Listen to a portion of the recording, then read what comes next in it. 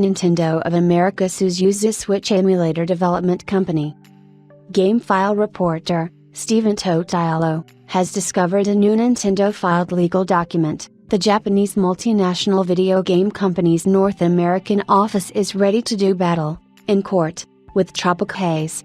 The latter's Yuzu Switch emulator is the focus of Nintendo's legal case, initiated on February 26, at the United States District Court for the District of Rhode Island.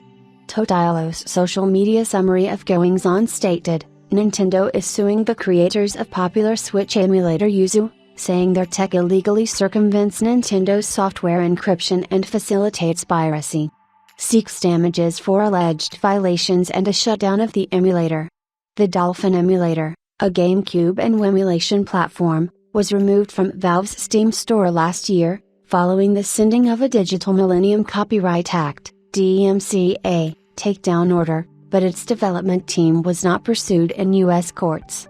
The House of Mario is reportedly fiercely protective of its intellectual properties and technologies, gaining a hard-nosed reputation for engaging in plenty of legal action over decades past.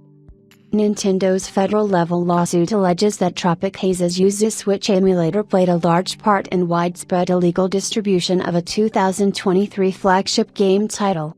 They believe that The Legend of Zelda, Tears of the Kingdom was pirated over 1 million times in a time period prior to its official launch on Switch consoles, while Yuzu's Patreon funding almost doubled within the same cycle.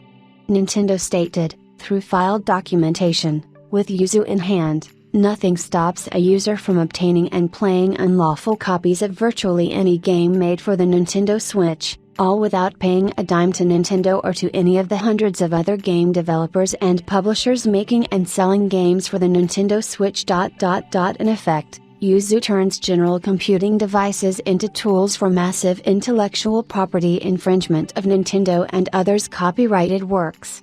They argue that Yuzu is capable of circumventing the Switch console's many layers of encryption. Tropic Haze's software, in their opinion, is primarily designed to break Switch software protections. The Verge asked Richard Hogue, a business attorney, about Nintendo's latest legal case. The important thing is that Nintendo is bringing the case as a DMCA circumvention claim, says Hogue, who hosts the Virtual Legality podcast.